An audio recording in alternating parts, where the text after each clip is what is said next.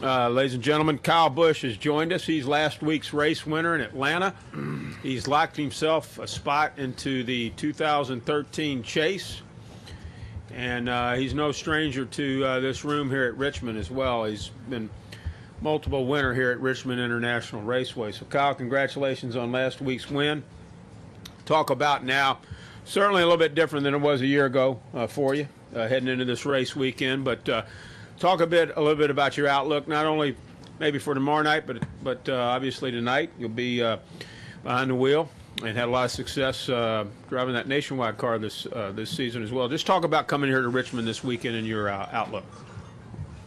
Well, our outlook's certainly different than what it was a year ago. So, it's just the opportunity to come in here, try to run well, and continue to develop our program. And, this place here is similar to a Loudon or similar to a Phoenix. And so you tend to try to run some of the same stuff. So whatever we can try to learn here this weekend, we can sort of translate over to those places. But also, it's a weekend for us to have nothing to race for but a win. It's sort of like an all-star race, I guess, steering wheel or go home. So, we'll see how it plays out for us, and hopefully we can have a good car right now coming off the truck, and that, we can be up front all weekend. Certainly that's key, trying to get those extra bonus points. Right now, you are tied with Johnson with 4 wins, Matt Kenseth with 5, so I'm sure you'd like to get that 5th one. We'll go to questions. Ed Hinton has one. If you could raise your hand, Ed. Let's get him the mic, please, there, my man. And we'll then go over here to Paul and then Stan. Ed Hinton, ESPN.com. Kyle, to follow up just what Kerry said just last time, how important is it to you to get a win and tie for the top seed in the Chase? Well, I think it's important anytime you're able to get a win. I think it boosts team morale. I think it gives you the confidence, from these last 2 weeks, being able to win 2 in a row and head into the Chase with some good momentum. But as far as bonus points are concerned, sure. That's an obvious point. I think being able to get those extra bonus points certainly help your opportunity to give yourself a better seeding or just give yourself more points to start with. And one quick follow-up. You were talking last Sunday night at Atlanta about how if you could paint a championship in one race, that night would be the night. Have you been able to feel it around the shop? Is there, and just around this team, is there just a little bit more confidence or spring in everybody's step than there has been going into previous chases, you think? I wouldn't say so. I think our team's pretty even keel where, these guys here, they have a job to do. They know what their job is to do, and you don't want to get too wrapped around any of the hoopla or any of the pressure or anything like that. So you just try to stay as motivated and as determined as you can be to know that, you've got something to shoot for. We've got something to work towards. But in all reality, it's certainly one of the most challenging things to achieve in this sport. And we've just got to be, determined enough to go get it. Let's go over here to Paul, and then we'll go to Stan. Go ahead, Paul. Paul Woody, Richmond Times-Dispatch. Kyle, this is the 3rd straight year of the same 10 races for the Chase, and since 2004, there's been very little variation in the races in the Chase. Would you like to see it mixed up more and see different races that aren't in the Chase now be included in the Chase? I don't think that's a problem. I think if there's enough room in the schedule to move some places around, sure. I don't see why not, but that's for the bigger powers that be than just us little race car drivers to determine. Let's go to Stan and then to Lee. Stan Creekmore with RPMTonight.com. Kyle, as you've already said, because you don't have to worry about getting into the Chase, this is more relaxing this weekend. But all of your practices during the day, how important will tonight's race be to your performance tomorrow night? Yeah, I try to do what I can to correlate as much information as possible between the two, but in all reality, it's hard to.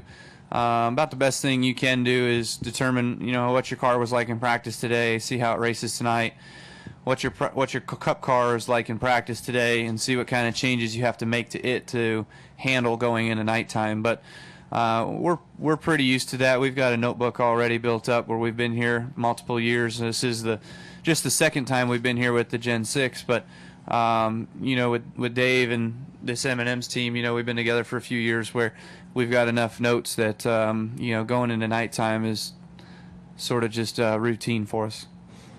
Let's go to Lee and then to Reed. Lee Spencer, Fox Sports. Understanding the pressure it takes to get into the chase and where you were on the bubble last year, can you kind of feel for what your brother is going through right now, particularly the type of season he's had where everything's been up and down and he's been auditioning for, his next gig and everything? Well, to speak for myself from last year, I mean, we really didn't have much pressure on us.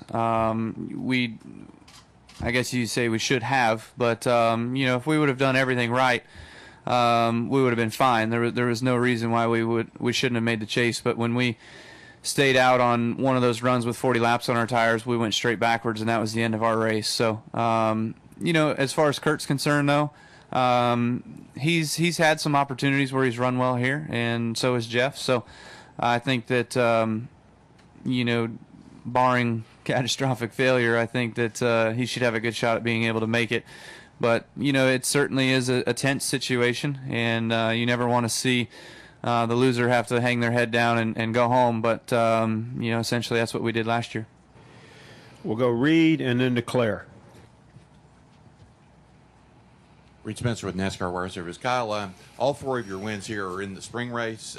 Is there a substantive difference between the two events, or is that just coincidence? I think there's a little bit of difference. There's just the racetrack coming off the winter time into the spring is different than coming from the spring race through the summer to now. For whatever reason that is, I haven't quite been able to put my finger on it and figure it out, but I know my teammate Denny Hamlin has. So we expect him to be really, really good, and we always lean on him for notes in the fall time here. So it's just a matter of being able to correlate what he can do here to helping myself to what I can do. We'll go now to Claire and then to Jeff Gluck. Claire B. Lang, Sirius XM NASCAR Radio. I spoke with a bunch of drivers last night, and they had different answers to this. Is this race, is it any different in the sense that you could do something in this race that would be acceptable, that would not be acceptable any other time of the year because of everything that's on the line, as far as a driver? Maybe I'm not following the question 100%, but you tend to continue to do what you've done all year long. I mean, if you're saying, is it okay to go out and wreck somebody for a spot? I mean, no, because it'll come back and bite you later. There's too many variables that happen, and you don't need to make a mistake in just this one race to hinder your chances later on down in the final 10. Exactly the question. Thank you. And some voluntarily brought up, this is totally different. This race stands out because you are able, because of the situation, to do things you could get away with nowhere else. Yeah, I think it was, wasn't it 2 years ago here, Kurt and Jimmy were wrecking each other because they were already locked in the chase, just having fun, whatever, but maybe they weren't necessarily having fun. You remember that. Yeah, so it tends to happen. Yeah, I guess in those situations, let's see who's locked in. Yeah, me and Harvick can go after it and have some fun. We'll go to Jeff Gluck and then to this gentleman here and then to Tom. Go ahead, Jeff. Jeff Gluck from USA Today. Jimmy hasn't won the past two championships, but he still seems strong. Do you think that the road to the championship still goes through the 48 team, or is it a more wide open field than that? You've got to give the credit when credit's due. Certainly, the 48 team has shown that they're the ones to respect when you go in the final 10 races because they've done it before and they've been so close so many times. I mean, I don't think there's been a year that Jimmy hasn't been in contention going into the final two or one race. So you know that those are going to be the guys that you're going to be dealing with. Now, how many more is it besides just the 48? That's to be determined, I think, every year. They've had a lot of bad finishes lately. Do you think that the lack of momentum they seem to have makes the rest of the drivers feel like they're vulnerable? No, there's a switch somewhere over at Hendrick Motorsports. They'll flip next week, and they'll be just fine in Chicago, I guarantee you. Go ahead right there in the middle, and then we'll go to Tom. Kyle, is there anything you can learn this weekend that helps you on any of the 10 tracks in the Chase? Is there anything that Richmond has that you can transfer over if you wanted to play around tomorrow night?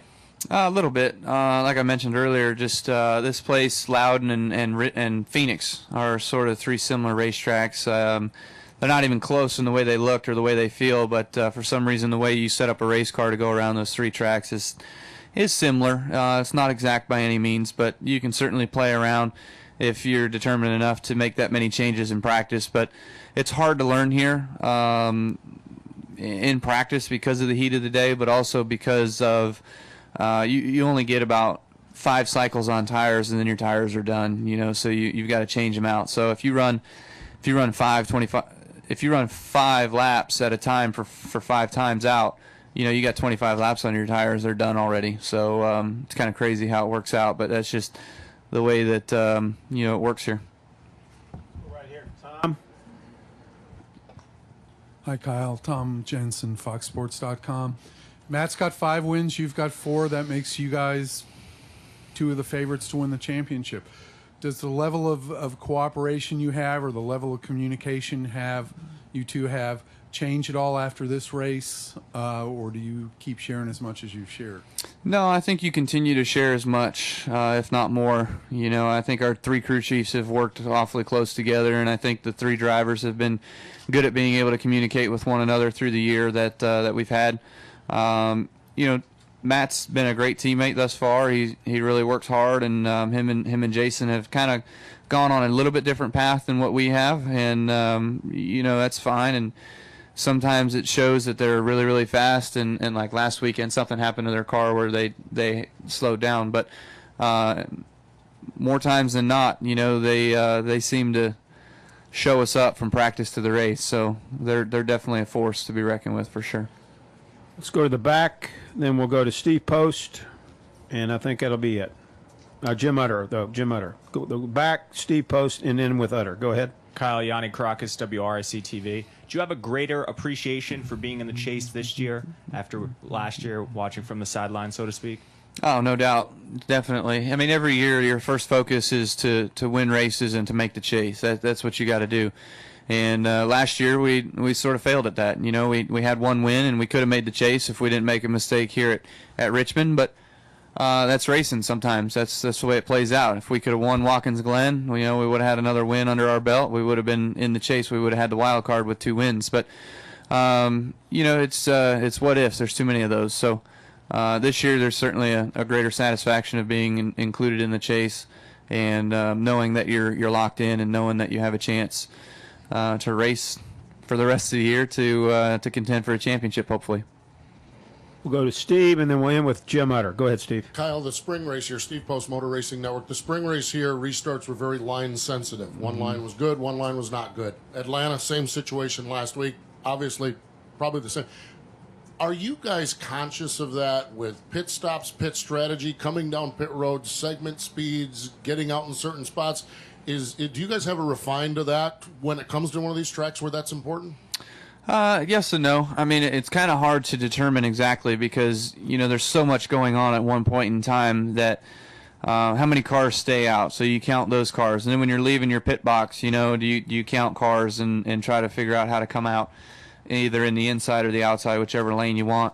It's real hard to do because at the final second you can be riding in the right spot, and at the final second somebody pull out and beat you and then knock you out, and you not be able to get the lane you want. But certainly I would think that there's some of that going on, but sometimes it does get a little challenging to exactly pinpoint because it's just so much so fast.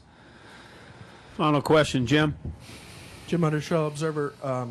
NASCAR likes to call the 10 races leading up to the start of the Chase, the race to the Chase or whatever. Over the first 9 of those, you have scored more points than anybody else, and I would say a fairly significant margin over second place. When you Chase gets underway, which would you think will say more about your chances at a championship, that consistency or the recent wins that you've been able to have? Neither. It don't mean crap. It doesn't. I mean, you want to be able to run well all year long. You want to be able to keep the consistency all year long.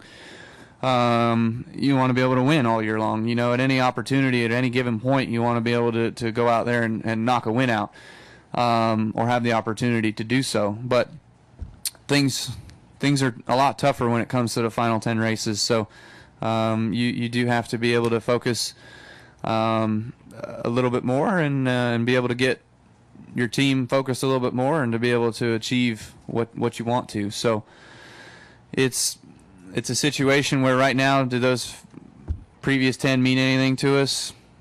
It's good to know, but you know, not all of those racetracks are in the Chase at all. And so, you know, we've got to be able to focus on our 10 Chase racetracks and being able to get the most out of those. So it's not really you would say not very good predictor. No, I wouldn't say it's a very good predictor. I mean, look at Jimmy. I mean, he's won it all, but maybe 1 or 2 Chase tracks, I think it is. You know, they had a stretch of 3 bad races. That's not indicative at all on how they're going to run. You know, there's Boyer. You know, if they were super fast at Atlanta and had an engine problem. You know, so I think that they're going to be just as fast throughout the Chase. So there's a lot of different variables, from drivers to racetracks to situations on pit road, and how all that's going to work out through the Chase. That's going to determine a champion. We see it every year.